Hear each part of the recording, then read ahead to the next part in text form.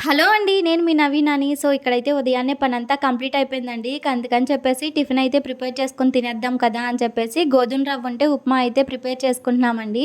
So, upma అయితే అస్సలకి మింగుడు పడదనమాట. కాకపోతే ఇంట్లో అయితే గోధుమ రవ్వ ఒక్కటే ఉంది. దాంతోనే ఏదో ఒకటి అడ్జస్ట్ అవ్వాలి కదా అని చెప్పేసి నేనైతే ఇక్కడ గోధుమ రవ్వ ఉప్మా ప్రిపేర్ చేస్తున్నాను. మా పిల్లలకైతే పర్లేదండి, గోధుమ రవ్వ ఉప్మా ఒక రకంగా బానే తింటారు. ఇక అయితే ఉప్మా ప్రిపేర్ చేసుకుందాం వచ్చేయండి. కొంచెమంత ఆయిల్ వేసుకున్నాను. పోపు దినుసులు వేసుకొని వేరుశనగ పప్పు వేసుకున్నానండి.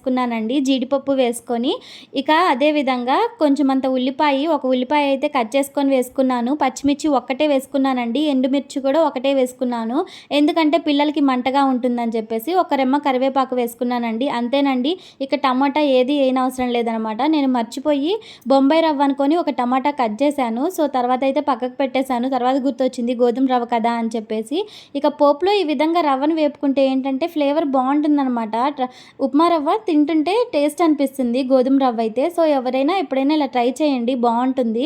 ఇక ఇక్కడ కొంచెమంత హాట్ వాటర్ కలిపేసుకొని ఇక మూత పెట్టేసుకుంటే ఇక మనకైతే రవ్వ రెడీ అయిపోతుందండి, గోధుమ రవ్వ ఉప్మా అయితే. ఇక కొంచెం సిమ్‌లో పెట్టేశాను కొంచెం దగ్గరకయ్యాక.